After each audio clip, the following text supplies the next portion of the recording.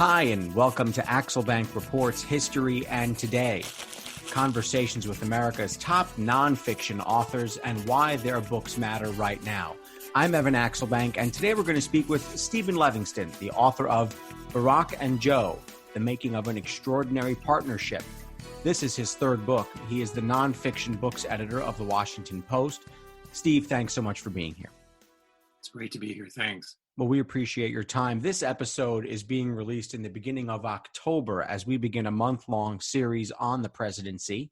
We're doing one episode on each of the two major candidates, as well as a series of episodes examining the presidency itself. Our Trump episode with biographer James Poniwozik is being released the same day as this one, so please check that out. And my goal for you in doing these episodes is for you to not only get to know the nominees better, but I want you to know them for who they really are, not just the people who you see on TV. And one of the reasons I love Steven's book is because it's about the relationship of much fascination in American politics, the things we don't see on TV. Barack Obama and Joe Biden. It eventually became known as a bromance, but it came about carefully and even somewhat reluctantly between these two men. And his book opens with a scene from 2005 when Barack Obama is listening to Joe Biden speak during a committee hearing while both were still in the Senate. And you say, Stephen, that Obama was a man of few carefully chosen words and that he was astonished by the way Biden ran his mouth. He said, "Man, that guy can just talk and talk." What were their first impressions of each other, Stephen? Yeah, that's exactly right. I think they kind of circled around each other, kind of hesitantly when they first were both in the Senate at the same time. Barack Obama arrived as a big star. He had just won election, and he came in as a freshman senator, and Biden was an old timer there. He'd already been there more than 30 years. And so they kind of didn't really mix that closely, and they were very different characters to begin with. And Joe was basically the quintessential senator, kind of a guy who was into the process, loved the hierarchy, and was sort of the classic gas bag in a way. He would ramble on and on and on. And there's one incident in the book at the beginning where they are both sitting on a committee together, and Biden is going on and on as he was known to do. And Obama, sitting at the far end of the table as a freshman senator, was listening and watching this and kind of almost rolling his eyes and wanting this to end. He jotted down a little note that he handed over to his advisor sitting behind him on the committee bench. And there were just three words on that note. And it said, "Shoot me now," which is basically a way to sum up how their early relationship was. It was not one where they really connected right at the beginning. Biden was, of course, used to being on the Sunday morning talk shows, and he'd been doing it at basically the forefront of every major battle in American politics for decades. And Barack Obama was more of a thoughtful person and didn't have a need to make himself feel as though he was had the love of everyone around him. He was comfortable in his own skin. And so how do the two of them kind of do this dance around each other? Is there an understanding that they're different kinds of people? Do they have any relationship as senators? I think you sort of get at that in a sense. My understanding from just doing the research on the two of them is, Obama was an introvert. I mean, he really is. And Biden is the complete opposite. He's an extrovert. He feeds off of people. He loves being around people. He gets more energy off of it. And Obama doesn't. Obama gets worn down by it. There is some, incidents in the book where the two of them are out, on the campaign trail or in other places, and Biden will spend much more time with people, wanting to be with people, wanting to hang out and talk and chat to the very end. And Obama gets exhausted. He wants to separate. He wants to go be the thinker, be the cerebral one that he is. And that sort of played into the beginnings of their relationship. They sort of were very different people. And in a sense, that's what kind of makes the way that they came together kind of sweet, because they look beyond those differences. and saw other qualities in each other that they were able to latch onto, and just found this opportunity to admire someone who wasn't like them. Well, let's go back to a little bit of the beginning here, as close to the beginning as we can get with Joe Biden. He has a reputation of being this sort of soulful, authentic, down-to-earth kind of guy. His family lived in Scranton. At one point, you write in his grandparents' house while his dad was selling used cars. How did his early years shape him? I think that's right. He does come from a working class background, really, and his family did have some economic hardships when he was young. And they had to move. They moved from Scranton. They moved to Delaware, and his dad was looking for work, and he managed to right himself, get himself back up again. And that's sort of where Joe gets all of these sayings that he likes to say out there when he's on the campaign trail and elsewhere about, it's not that you get knocked down, it's how fast you get back up again. And he sort of learned that stuff in real way. It is real. It is part of his psyche. It's part of his being. And that family overcame those things. He does. That's why he connects and can connect, I think, and has connected with working class voters. Do we know about his mother much? There wasn't much there wasn't much in the book, and I thought that was interesting. No, I'm sorry. I didn't really get into that too much, really. Interesting. Well, one of the things is there's a defining moment in his life, and it's painted, generally speaking, as the moment that his first wife died in 1972. He told her on their first date, and you have this in the book, that he would be a senator by the time he was 30, and then he would become president. And he said those things. Did her death put a sort of chip on his shoulder, or reinforce his desire to succeed in politics? Well, I think a little bit of both. He was absolutely devastated. He's a man of the church. He's a very strong Catholic, and it sort of made him question all of his beliefs. He was literally, after her death, along with their baby daughter, and his two sons were injured badly, he started questioning his whole faith and asking God how God could allow something like this to happen. So it was really a devastating moment to him, and he had just been elected to the Senate for the first time, and he wasn't even old enough yet to begin. He would have to have his birthday before he could begin in a few weeks. But he considered not going. He thought that he couldn't do it. He was in too much grief. But the Democratic senators who were already there took him under their wing and coddled him, taught him, and spoke with him, and said, he could try it for a few months, see how he feels, and if it doesn't work out, it would be fine. He could go away. I think this is also sort of a beginning point in Joe's love for the Senate. Of all the things that he's done in his career, he truly loved being a senator. And he felt it was part of his family. And the way he was first brought into the Senate under their wings and cared for by these old-time senators like Kennedy, it just made him respect and love the institution in a way that, it's hard to describe, really. But he needed the people. He needed the idea of being part of a brotherhood at this time where he experienced such a crushing loss. I think that's right. And I think that's probably the only thing that allowed him to take up his position as a senator. If those guys had been more aloof, maybe if it didn't work out that way, he could have easily backed off because he was just so devastated.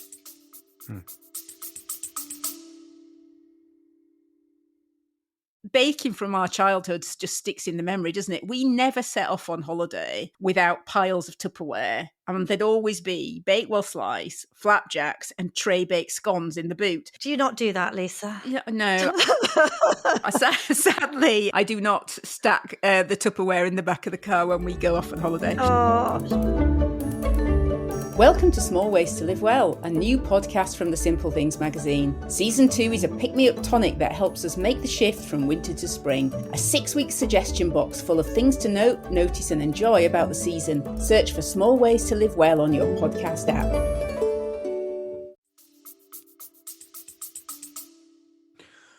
What kind of parent was he to Bo and Hunter. He became a single father. You know, we don't hear a lot about these powerful guys becoming single fathers, but no doubt about it, it's probably a part of more of their lives than we know. And certainly when it comes to Joe Biden, that's what he was. There really is some wonderful, sweet moments you have in this book about the type of dad that Joe Biden was to young kids. Yeah, I mean, the death of their mother and their sister kind of put it in Joe's head, I think, that the most important thing now is for him to be there for his kids, to raise his kids, to be the best dad he could. And he made that pledge to himself. And, you know, he's famous for being Amtrak Joe. He would ride the Amtrak back every day he could, from Washington to Delaware to say goodnight to his kids. He would try to drop them off in the morning for school or whatever, and then come back in the evening like any dad who went to the office. It was a longer commute maybe, but he wanted to be there. And the kids remember him, you know, coming home and climbing on their bed with them and playing with them before they went to bed and stuff. And, you know, it was just kind of real sort of compassionate sort of fathering that, you know, is kind of endearing. He felt it in his heart that he had a responsibility to those kids. Oh, absolutely. Absolutely. And I think later in life, they reciprocated. They felt the same way to him. They have been part of his political campaigns and his political career also, which we can talk about a little later. We live in an age now where the last three presidents were in a bit of a rush, frankly. George W. Bush and Barack Obama spent 6 years and 4 years in major elected office before running for president. Donald Trump didn't spend any time in a lesser office. Why did Biden wind up spending 35 years in the Senate? Is it only because his first bids for the presidency failed, or he, as you said, enjoyed being in the Senate? I think it's got to be a combination of the two. You know, he loved the Senate, but he also had these huge ambitions, as he told his first wife early on, that he was going to be a senator, but he was also going to be president. I think, you know, he felt comfortable being in the Senate, and it wasn't such an absolute necessity for him to make the next big jump into the White House if he could, but he certainly had that in mind. And as you mentioned, he tried and failed twice before he and Obama went into the White House together. Talk about, if you can, some of the issues that become important to him as a senator. Well, you know, well, some of the issues that were important to him, I don't really get into issues that much in the book for the simple reason that I wanted this book to focus on the relationship between the two men and how it germinated, grew, and became the thing it was through their presidency together. But, you know, his issues as a senator were part of the things that made him interesting to Barack as a vice president.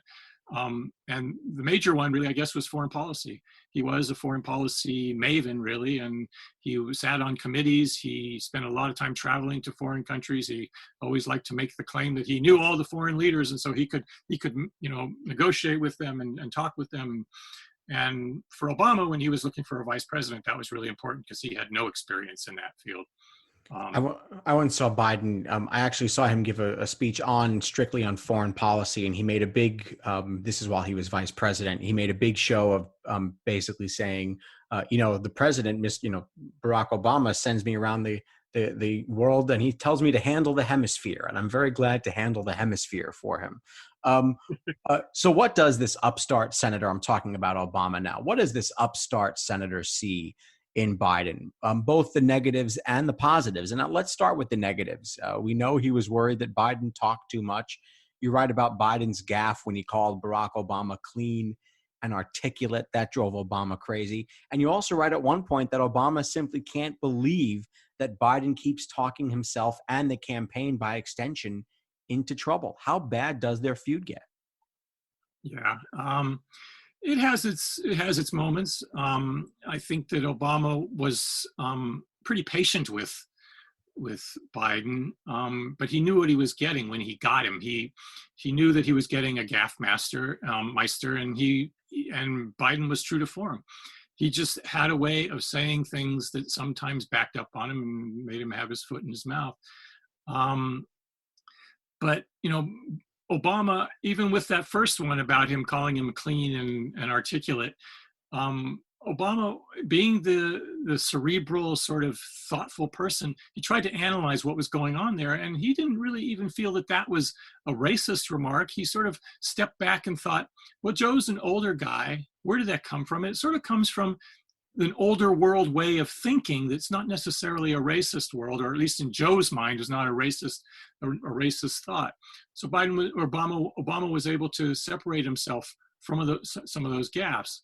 The real problem was more with Obama's staff than with Obama himself, because it's the staff members' job to make sure everything goes smoothly and to keep everyone happy. And when Biden would talk out of turn, they would just go ballistic. They would go nuts, and they would come after Biden in a way that Obama, because they were so aggressive, could sort of separate himself from it.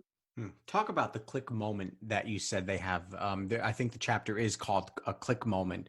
It's rooted in race and Joe Biden's experience as a lifeguard in a Black neighborhood in Delaware. Describe that experience for him growing up.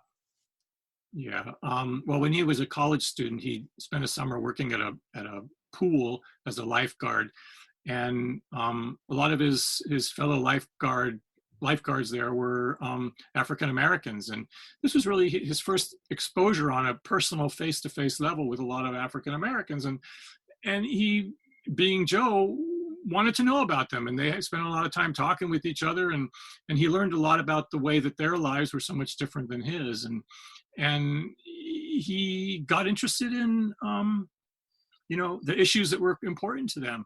I remember one thing he likes to talk about, and he's written about, was one of the guys who was a lifeguard was going to be traveling through the South and asked Joe if he had a gas can maybe he could borrow for the drive. And Joe had no idea why he needed that or what that was all about. And he was quite enlightened to learn that, when this Black man and his family were going to be driving through the South, they had trouble stopping at gas stations because they weren't allowed to stop there and get their gas. So they had to carry a gas can to make sure that they could get to their relatives there. And that sort of stuff kind of resonated with Joe, being an empathetic fellow. And he carried it with him. And he learned how to relate to minorities, I think, from that. He also says at one point that his answer to a question of why do you want to be a senator, and he says, civil rights, man, civil rights. Yeah, I think that's true. I mean, he wasn't a firebrand. He wasn't a protester. He wasn't out there in the streets. But he saw a way to do it from the inside, I think, and that's why he wanted to be in government rather than on the streets protesting. And that was his approach. This is a bit of an aside, but my favorite books are the Robert Caro books, along with yours, of course. My favorite books are the Robert Caro books on Lyndon Johnson, and one of the scenes in that book is Johnson learns from his driver that the limousine that has to be brought back and forth from Washington to Texas is driven by a Black chauffeur. And LBJ learns before he starts trying to pass these momentous civil rights bills that the driver has nowhere to stop in the South and has nowhere to get, a piece of fruit or go to the bathroom or a soda or water or something like that, or a hotel.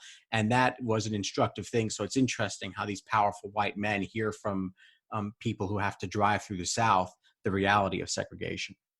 Just something like that resonates in such a way that if you have half a heart, you sit back and you try to put yourself in their shoes and you say, wow, that's something that we need to think about. It's something that we need to talk about and something we need to change. Let's go to the positive side of their friendship. So Biden talks a lot, drives everybody crazy.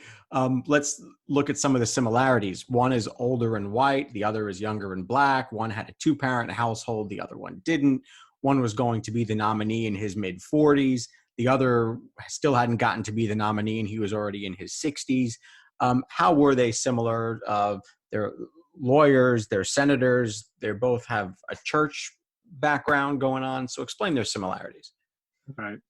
I mean, they were similar in several ways. I think one thing that they really clicked on was family and the importance of family. As we mentioned before, Joe was devoted to his kids and to his family and to his wife. And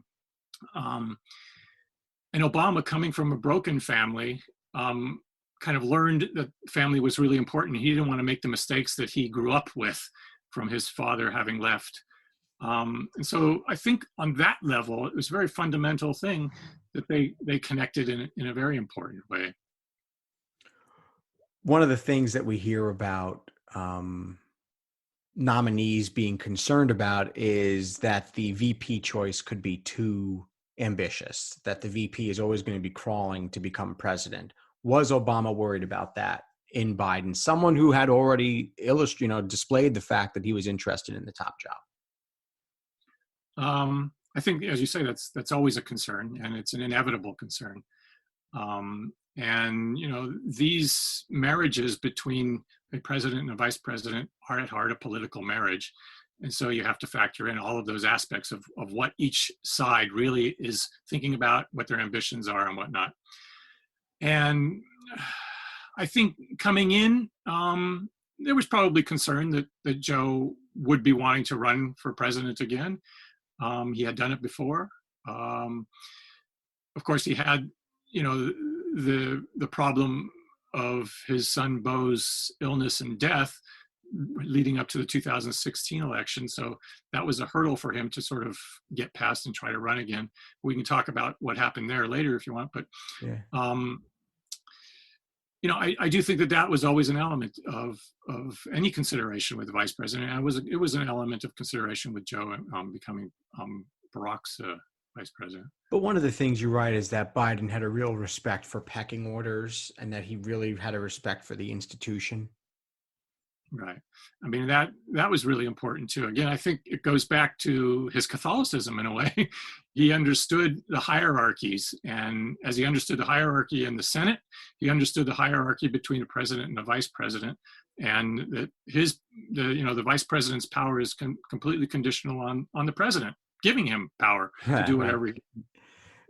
And he was completely in on that. He was all in on that. At first, there was question whether he actually could be all in on that because he'd never had a boss before. He'd been all those years in the Senate, his own boss, and was able to assert his own power in any way he felt was appropriate. But now he had to answer to somebody else. But his sense of hierarchy, I think, came to his benefit. So how does the bromance, now we're getting into the thick of it here, but how does this bromance start to form both behind the scenes and in public? Well, I think they just sort of found, even like, I think 6 months into the term, there was a moment where they looked at each other or Biden looked at Obama, I think it was, and said, boy, I can't believe what good friends we became.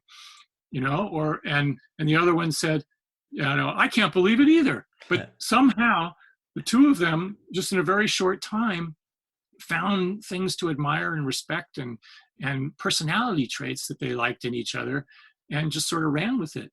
I like to think also in some ways that they were so different, that Barack was this aloof guy who, was very concise in the way he spoke, and Joe was this sort of freewheeling, easygoing guy who spoke all he wanted and all that sort of stuff, that in some ways they filled in the gaps in the other guy.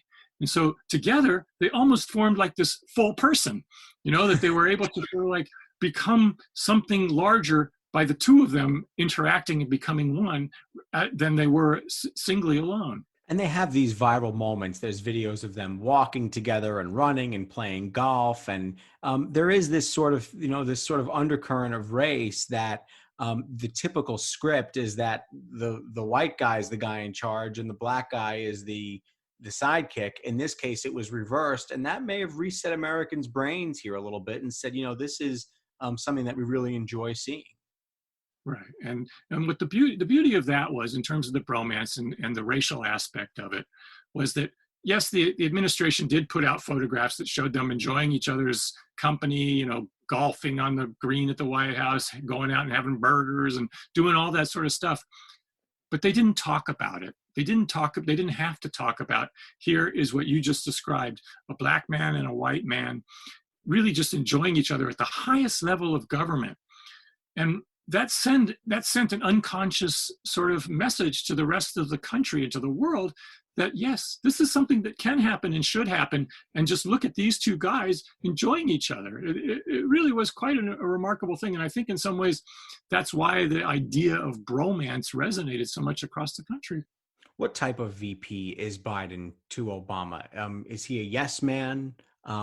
Certainly, he went against script a couple times. The Bin Laden raid, or maybe not the script is the wrong word, but he went against the boss's sort of wisdom, the conventional wisdom there in the Obama White House. The Bin Laden raid, Joe Biden wasn't so sure they should do that. He certainly went out in front of his boss on gay marriage. Right. Well, I don't think he was a yes man at all. His whole idea in taking the job was that he wanted to be his chief counselor. He wanted to be the guy who's the last guy in the room whispering in his ear when big decisions were made. He wanted to be involved in all the big decisions. But at the same time, he wanted to be the guy who stimulated debate on all of those issues that they had to discuss. And so Joe took it upon himself, and Obama agreed to it, to his credit, that Joe would be in those meetings, all of those meetings, and stir debate, would say things maybe that Obama might not want to say because it made people who had to help him make decisions sort of feel that he was leaning one way or another. He didn't want to give his view, but he wanted to have everybody involved in the most vigorous discussion that he could have to come to the best policy decision. And Joe played the devil's advocate. He sort of pushed that along and made those conversations a little bit more vibrant than they might have been. Did he enjoy being vice president, or did he see it as his duty? I think he really loved it. I mean, I think because of the way that the vice presidency was shaped, or the way that he shaped his vice presidency, I think he really loved it because he was a central player in everything. He was there in all those big discussions and all those big decisions, and Obama gave him, important tasks to undertake as well. But he didn't want to be just a task man. He wanted to be involved in the ebb and flow of the administration. And you look at him, and you look at the two of them. It's kind of interesting. I think about this sometimes. You could just put the current administration up against their administration and just ask yourself, who's having more fun in this job? Those guys really had a really fun time being president and vice president. And you look at the current administration, you just want to say, are you having fun? I don't think so. Let's talk about this incredibly emotional moment that happens, and it happens because of what happens to poor Beau Biden, of course, Joe Biden's son, and Beau Biden gets brain cancer, and it goes south relatively quickly, and Barack and Joe are sitting there having lunch together, and the topic of the Biden house comes up. Oh yeah. Yeah. Well, I mean, to preface that, I guess, is that, this was really the crystallization of their bromance, of their relationship in a way, because Obama was so moved by what Joe was going through that it was a very powerful thing for Obama to experience, along with his buddy, that he was there. He was a shoulder all the time. He wanted to help. He wanted to hear. And the thing you're referencing is that Joe at one point became concerned that his son Beau would have to leave his job as Attorney General of Delaware, and he wouldn't have enough money to maintain his finances and his house and whatnot. And Barack immediately, got up and went around the table and told Joe that just not to worry about money, that if he needed anything, Barack, who had, done well with his books and everything, was happy to loan him money to do anything he needed, so that he didn't want money to be a consideration for Joe while he was going through this incredible emotional experience that he had to endure. And talk about how the experience of seeing his own son pass away, how does that change Biden's life, both personally and politically? Well, again, it was just another blow. I mean, this is what makes Joe, such an empathetic man. He can understand the hardships and the tragedies that people go through, from his earlier one with his wife and child to the loss of his son Beau. He suffered deeply, and he understands the suffering of others. And it was a very hard one for him to bounce back from as well. But it also gave him, an ability to sort of zone in on and feel compassion for others who are suffering. And it's something that you can't really predict, and you can't really say is something that you'd ever expect in someone, but it is who he is and what he's all about. I mean, it even goes further in the sense of, we didn't talk about this, but when he was young, he was a stutterer, and he had a lot of trouble speaking clearly, and he worked very hard to overcome that. And he still has a little problem with it. You see it surfacing every once in a while. But whenever he's on the campaign trail, or he's out in the world in America, and he comes across some kid who's a stutterer, or parents know this, and they'll want their child to be introduced to Joe. Joe will get in their face, and he'll just tell them how this doesn't define you. It's not who you are. You can get past this. He wants to sort of like embrace people's suffering and somehow make it feel better. What is his calculation going into 2016? 2016 was a really hard decision for him on whether he would run for the presidency, because Bo died in 2015, and he was still in a state of tremendous mourning. But he and his advisors wanted to just keep the door open and see if he could feel that he could put himself fully into the campaign, and so they did. And they did their studies. They kept an eye on the electorate, and at the same time, Joe talked to Barack a lot about it. However, he didn't get very much encouragement from Barack. Barack did not seem to want Joe to run for the presidency in 2016. Obama felt that the candidate for the Democratic Party that year would be Hillary Clinton. She would be impossible to unseat as a Democratic rival to her, that Joe might try to do that. And he just felt that it was her time to... And did Biden not want to run against her? Was he nervous about that fight also? I think he was nervous about it, but, I think he, again, as we said earlier, he's an incredibly ambitious guy, and he knew that politics is politics, and if you felt you had an opening, you should go for it. But, there were those other considerations, and there was Obama standing there kind of throwing up a red light on him, not really getting behind him. My feeling is, and I wrote about this in the book, is that I think Obama felt in his political thinking, and we said this is a political marriage, that for his own legacy, it would be better to have Hillary Clinton run and win, because that would cement Biden's place as a truly revolutionary political figure, being the first Black president, followed by the first woman president. Obama would suddenly have this mantle of truly having reformed American politics in a way that had never been seen before. But as we know, that didn't quite work out the way he wanted. So Biden decides to not run.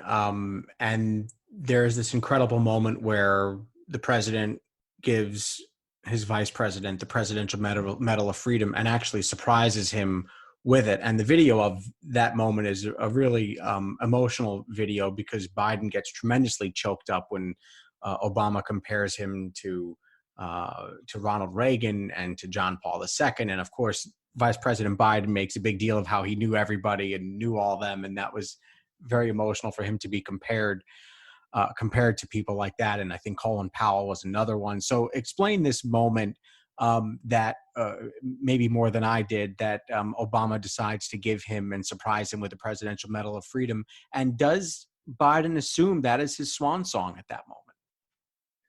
Well, yeah, I think that Obama really wanted to do something for Joe. I mean, it's partly, he didn't back him for the presidential run, and we already know now that by that time what happened. And some people have said, some journalists and stuff, that it was kind of like a consolation prize, the Medal of Freedom. But I think that it was really from Obama's heart that he truly, respected and loved what Biden had done for him as his wingman. They were a great team, and he wanted to surprise him, and the staff was driven crazy by keeping this a secret, and it was so hard for them to do it, and everyone was so tense about it until finally it came off, and Biden didn't know until the very last second that this is what Obama was going to do for him. And it really was kind of a crowning moment. I mean, people who've watched the video and watched it over and over just see that there's this real genuine feeling between the two men as they talked about each other.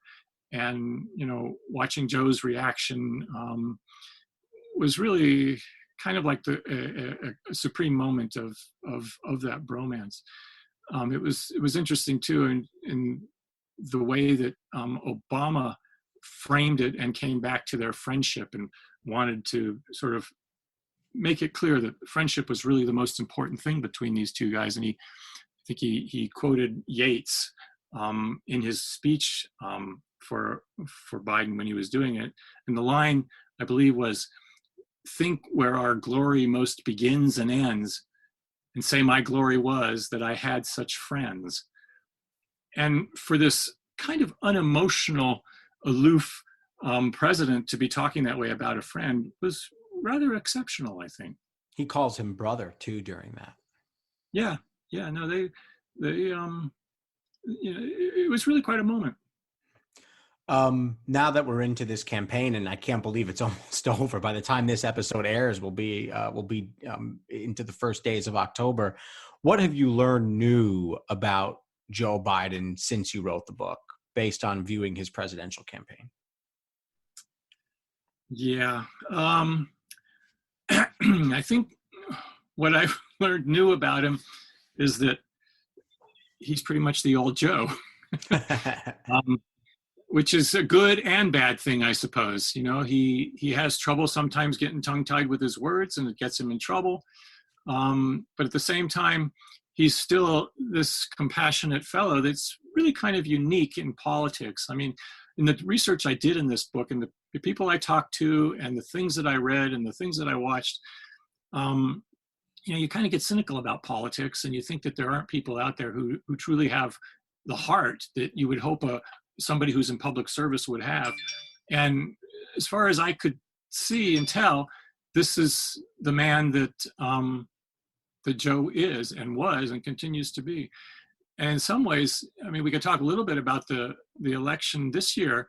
I mean, we all saw that how he was basically given up for dead early on. Nobody thought that he would be the candidate for the Democrats at this time. But things turned and it went a different way. He rose up from the dead in a sense. And then we had the coronavirus pandemic. I mean, I've been thinking a lot about this and how, history sort of works in funny ways. And you yourself, you're a historical scholar yourself. You've read a lot about this, how certain figures rise to certain moments and take over history in ways that you would never have expected. But suddenly we have, on the one side, we have this current president, who is not showing a lot of compassion, is not showing us a lot of sense of what America is going through, and all of the struggles that American families are experiencing, and terrible disease and death that everyone is suffering from during the pandemic. And on the other side, we have this guy who all he does, really what he does best, is show compassion and be empathetic. So in a way, it wasn't that Joe went and found history, that history almost found him at this moment. And in some ways, he may be the right person at this time to see America through this horrible health crisis. It's just so funny the way that the trends of history can change on a dime and present us with new things we never thought were possible. Have you interviewed him in person? Nope, he wouldn't talk to me, and neither would Obama, which was quite frustrating. Interesting. Do you think, then I guess the next question is, do you think that it frustrates him to be in this situation where he can't be out there in public? Or does he feel like he's able to sort of get his message out without doing the interviews and without being out there very often? Yeah, I think again that goes two ways with him, in a sense that I think he would love to be out there. He'd love to be out there, seeing people, touching people, being with people.